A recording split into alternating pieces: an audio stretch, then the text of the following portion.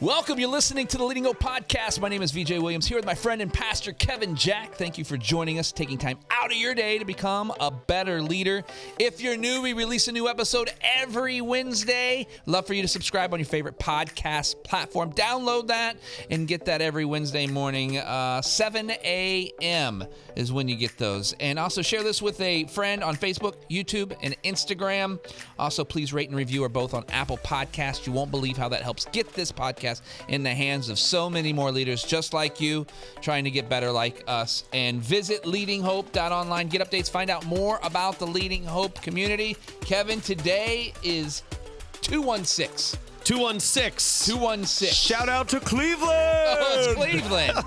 Hey, welcome, Cleveland. So welcome, 216 Cleveland, 215 Philadelphia, 214 Dallas, 213 LA, and 212 Manhattan as well. Man, yeah, that is incredible that you remembered all those. Welcome to the Leading Hope Podcast, what's where 209? we want to help you become a better leader. I'm just joking. And or 210 or 211. And where we are going to teach you slowly about the area codes. Oh, 210 is San Antonio. How about that? All right, listen, this is 216. You're trying to move on. You're like, let's be done. We are moving on. 216. Now, this is an interesting title, and I'm sure you're going to tell us why you chose this, but I am very intrigued. You've titled this Architects and Archaeologists. Sorry, can we pause real quick? Yeah. 208 is the entire state of Idaho. Really? Yeah. The potato has its own area My code. goodness, you're just like, if I'm from what part? All of it. Yeah. Bismarck? What is it, 209? Is that 208? 208? I'm going to start doing Is Bismarck, Idaho? You guys want to have some 208s tonight for dinner? So stupid. So dumb. I'd like a baked 208. Like a baked 208, please? We're reducing the entire state down to one product. I mean, everyone in Idaho's like, I work in real estate. Yeah, it's like, a new campus. Nope, potato. Yeah, you are. You're a big... I'm a neurosurgeon. Potato. This is it's not funny. Not funny. Just kidding. Idaho, we love your potatoes. So 208 Idaho, we love you. Yeah, grateful for you. But this episode's for Cleveland. And archaeologists. Yeah. So if you've been on this episode for a while, A&A. Yeah, if you've only been here for 6 episodes, you think all we care about is the area code of whatever region the episode title is. It's a great way to remember the episode. Like exactly. Oh man, if we could talk about the Manhattan episode again. Yeah, good. If you're not new, one of the things we've talked about a long time is just the idea that culture should not merely be accepted, it should be designed. Ooh. So culture is behavior, it's values, it is the feel. I think behavior is the best way of describing culture. Yeah. Culture is most installed, most cultivated from the behaviors of the leaders. You reproduce what you are, not what you say, not what you hope. Yeah. You reproduce what you are. But this idea that like culture should not merely be accepted, it should be designed. And so like if you work in a fast-paced industry, if you're a slow decision maker, that needs to change. Like you need to design that in to go as a strategic or whatever is the strategic advantage. Someone's going to get hung up on that illustration. We go, maybe that's the advantage. Well, Warren Bennis, like, well, whatever. Yeah. So Warren Buffett, I meant not Warren Bennis. Warren Bettis is Jerome Bettis. No, brother. I said Bennis, the leadership guy. I was rereading one of his books yesterday. It was Jerome Bettis's buddy. Jerome Bettis's father, Warren. Uncle. Speaking of which, you want to really take this off the rails? I was at the. I do not. Okay. But keep going. Nope. No, I'm just kidding. Go. We're good. I'm good. Now I want to know. That's great. What? I was at the Thanksgiving game, the coin toss, when the Steelers played Detroit at Pontiac Silverdome. Yeah. Yeah. And Jerome Bettis, I met him that day. He came. Our bus was parked next to his family's bus, and he is the bus. And he was the bus, and he was not a happy bus. Oh my gosh. He was really. He was saying things that I would. Yeah. Think you would say after losing the coin toss that you didn't lose. Yeah. That's crazy. Go. That's Warren. There you go. YouTube that. That's Warren Bettis' brother, Jerome. So the idea within that of when culture is designed, that you are taking the role of cultural architect. Okay. You are deliberately designing the values and behaviors of the organization to, one, be a place that you want to be. Like, I think that's an important thing of to go like that you'd actually enjoy your work, but then also as a strategic advantage. And some people just view, and this is the thing that we've adamantly gone against, is like some people just view, well, culture is set. Culture is culture. No, culture is dynamic. It is not static. It is not stuck in place unless if you choose to let it be stuck in place. And then it will always drift towards what is most unhealthy and what is most comfortable. And so you must take the role of cultural architect. And if you're going to be effective in your role as a cultural architect, you must also take the role of cultural archaeologist. Now, here's what I mean by that. And the only reason for using the word archaeologist was to hopefully create categories that people would remember, because someone's going to take the metaphor way too far and be like, so you mean it's dead and I need to brush the dirt off the bones? Like, is that what I'm talking about? No, that's obviously not what we're talking about. We're saying you need to investigate the culture, okay? You can call it detective. You can call it 1,000 other things if you want to. The point is, like, yes, it must be designed, but it's not static. It's not stuck in place. And so you must also do the additional work on top of that if you're going to continue to be able to design it, of investigating it and researching it and understanding the implications. Some of the things that I shared with our team just real recently is I shared some insights on our culture and the implications that creates. So here's some of the insights that I had on our culture when I did this like investigation work. The first one was that our culture hides deficiencies in competency and exposes deficiencies in character. I said, like, for our team, we care far more because we work so integrated together. We care far more about who you are as a person than if you're even good at what you do. We care about how you are as a teammate. Are you kind? Are you responsive? Are you disciplined? Do you meet deadlines? Like, those are the things that are of primary importance. And we go like, in other cultures, and I'll just add in, because church is kind of our field that we're in. Like, in some churches, they don't care if someone gets stuff in on time. Like, if you speak well, or you sing well, or you do some of these things well, they will tolerate you being a horrible teammate. And I would maybe even add in there, they will tolerate you being a terrible person if you're significantly skilled in one area. Accurate. That's not our culture. Right. Our culture is the opposite of that, where how talented you are is really irrelevant to us. Yeah. How good you are as a teammate is absolutely everything. Now, here's the important piece. So that's the archaeologist, and I'll give a couple more examples.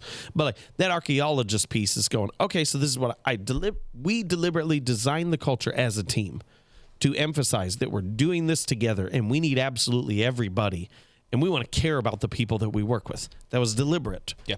This is what I discovered from that design is it exposes deficiencies in character. It hides deficiencies in competency. So here's the thing I need to do to keep designing is implore upon the team that you need to take responsibility for your own personal development. Because should you ever exit this culture, you may not come into the next group with skills that are important. Now, you're going to be an amazing teammate, and I believe you're going to help shift that culture to a more healthy spot. But the implication of our culture is we probably don't focus enough on development of skills and development of talent. So I want our people to be aware that has to be their responsibility, and they have to take deliberate steps towards that. Does that make sense? Oh, yeah, 100%. So it is the work of architect to archaeologist, so that I can be a better architect. It's funny that you chose those words because they're so drilled into specific to culture. The architect, I was just looking up the definition. It says a person who is qualified, which we'll talk about in just a second. A person who is qualified to design, build, plan, and supervise. Good. And most of us, I don't want to put labels on it. The change for church language, qualified, called to. Yeah, good. Called to design, build, plan, and supervise. Usually we fall on one of those things, not all of them. Yep. Oh, I just want to plan it. Yep. Well, but you can't be an architect. Correct. Yeah, you have to see the implementation the whole way through. I just want to supervise everything. I want to delegate the whole thing. Yeah. You can't be an architect Yep. of the culture. You can't. Good. I just want to build it. I just want to be there with the people. I just want to have a relationship. I just want to go in people's offices and talk to them. What I want to do. Yep. You can't be an architect. Correct. It includes Yes. the entirety in order to actually, and I think that's where we talk about cultures of behavior and everything that you said before. It's so important, so important. We forget that it's all of it, Yep. not a piece of it. Yeah, my take on that is like people say, I always laugh when I get a job description as lead pastor, because every church I've been a part of initially has given me a job description. It's always like, here's your responsibilities. It'd be like, Yeah. this is dumb. Like, don't outline this for me. Yeah. Because like if I do these, there's 1,000 other things I'm going to be called out on. Yeah. Like I'm responsible for the health and growth of all of it. Right. And if I define like, well, I only want to do these behaviors. Yeah. I'm not living into my responsibility. Yeah. And I Yeah. think that's just important to recognize. And it goes to even another level when you talk about cultures. And those cultures are there's subcultures within those cultures. And those have to be just as healthy, if not healthier, than the other cultures, right? Absolutely. Because that's how you grow, right? People want to be part of something that's alive. So then here's the thing that I really want to get against is I see people and one of the primary ways that I see people do this is they do this as part of our culture. Is like other people will come into our culture, like other church leaders. And they're just like, I love this. How do you do this? Yeah. And I can give them the game plan for how we did it. Yeah. But here's the problem is, first off, it's not going to be as effective in their culture as it was in ours because we did it like it was a prescription to a diagnosis. Does that make sense? Yeah. Like we saw this issue, so we gave this prescription and we started doing these things to get this result. But then, so like, first off, it's not going to be as effective. The other side of it is, even if it does become as effective, if you don't understand your role as the archaeologist, that culture will drift away. That's the thing. Yeah. And so it's just like this, oh, well, they have this great culture, so let's start doing what they do. Not going to work. Yeah. Like you may understand the outcome that you're after now, but your work will be entirely different. Yeah. And just keeping with the theme of the architects and archaeologists, it's, you look at an architect in general when they're trying to go through their entire phasing process. Yeah. It never works out the way you planned it. Ain't that the truth? Like it never. So Yep. like all These blueprints are perfect. Yeah. The plan is flawless. Yeah. It just doesn't do that. There's the human factor that enters into all these things. Yep. And there's always ways around or ways to have to whatever you have to do with that. I think it's interesting. You go back to the example that you just said of other people coming to culture. I like this. Yep. I don't think you've got to be ingrained in it for some time before you can export it. Yes. Like you can't that's true. come here and just be like, I can tell you just being part of this culture, there are things that I have to get over that I don't like in order for the culture to take root. Yes. Personally. Yes. Like that's not because the culture's bad, it's because I don't think correctly. Yep. Now here's where I That's really want to important. Here's where I really want to press people on this though, is to go like, you need to not just know, and some of you are just going to be like, oh my gosh, this is so much work. You need to not just know what is the culture you want to set. You also need to know what are the implications of that culture. Yeah. Not just good. So like a couple other examples that I shared with our team that is just like, hey, here's my realization. One of them was a healthy one. It was because of that, because we work so integrated, the greatest enemy of our culture is telling someone about a problem who can't solve the problem. Yeah, it's great. Like that is the thing we have to defend against. Yeah. And now that I can raise that up as villain number one, now we're that much more aware. And those occasions when we would do that, feel far more significant. Yeah. Instead of just, well, this is what everyone does. Another implication of our culture is we have removed, not all, but we have removed as many as we have been able to, perks from higher level positions. Because, like, just share, like, somewhat previously in our culture, there was, yes, responsibility, but there were also some decent perks. Yeah. With being a higher level position. Sure. Our goal was to flatten it. Yeah. And just go, no, because we value every individual. Flatten the curve. Yeah, those perks are largely gone. Yeah. Now, if you're coming in and you're looking for a job that has a lot of perks, that's not our culture. Right. Or if you don't understand, if someone has been here for 10 years and they remember, I remember when we did this every week and did this once a year and this group got to go do these things. Yeah. And you think that, now you're missing out and you're mistreated because you're doing those things. It's going to be a shock to you when you come to that realization if you don't realize in advance, these are the implications of our culture. Now, you may not like this side as much, but you love this other piece. And we can't have both. Yeah. That's great. No, you can't. No, you have to draw it out, and then you have to live with that side that you've decided to live with in a good way, because the culture is the one that's desired. Yep. That means just other things can't live. And so it is, to take the archaeologist metaphor way too far. Yeah. It is digging to the point where not only have I said it, but I know the positive and potentially negative implications of the culture that we have set, and I've prepped people for it. So some of it is, here's what you need to be mindful of. This isn't happening.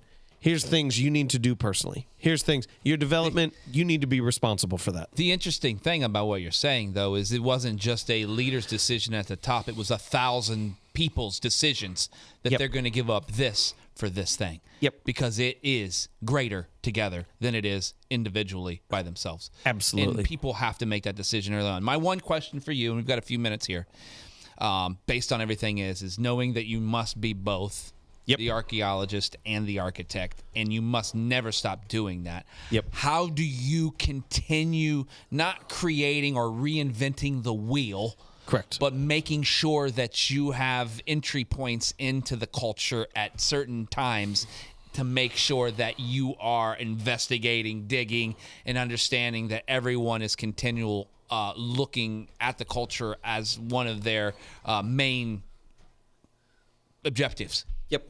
What is that? What do you do? So let me give two phrases. So lead at altitude. If you're unfamiliar with the concept, Buy a plane. It's is the idea. Not that you simply get work done on a plane. That's not what that means. It is you remove yourself from day to day so you can see a broader focus. It's good. It's like I've got to get out of the day to day so I can look out ahead. I got to get out of the trees so I can actually see the forest. Yes, good. From time to time. That's how you're architect. It's not how you're archaeologist. Yeah. You only do archaeologist work by being on the ground level. It's good. And so you have to be both. That's great. You have to have times that you're looking way out into the future, and you have to have times that you're in nitty gritty. Yeah. And so, like, I am in meetings that I don't need to be in. Yeah. People would go, that's a waste of your time. Not as an archaeologist. No, that's great. Because for me, like, honestly, and we've talked about, like, for me, I don't make anything grow. Yeah. I set the culture. Other people help it grow. And when I say set the culture, like, I view that is my ultimate primary responsibility is to set the culture. Yeah. I can't do that alone. And so I've got to enlist a massive amount of help, feedback, ownership, responsibility from a whole bunch of people to make that work. But, like, that is the one thing that I cannot fail at, and I've got to get right. And so wasted time in a meeting, there's no such thing as wasted time in a meeting. Like, if I'm doing archaeologist work, I've got to lead at altitude to plan and on the ground floor to be able to help dig it up. I absolutely love that mental picture of I've got to be, in order to be the archaeologist, I have to be on the ground. Yep. That's so good. Yep. How do you want to close this episode for our friends in Cleveland? So, people in Cleveland, what I want them to know is just to say, like, culture is not static. It's dynamic. yes, you help set it and cultivate it, but then you must also investigate it. Yeah. And if you don't do the work of investigating, that's not just is it what we wanted it to be, but it is also what are the implications of it for what it is now. So good. 216 Architects and Archaeologists. If you're new to the podcast, haven't yet subscribed, it means the world to us if you did that now. Also post about it, rate and review, or both. You won't believe how that helps get the podcast in so many more leaders' hands just like you, trying to get better like us. We love hearing your stories, how the podcast is working in your life and business. If you have a story, visit leadinghope.online or DM us on Instagram or Facebook and answer any questions that you might have. We're all trying to do this together. And remember, everyone has 20 minutes to learn to become a better leader. Make it count. Woo!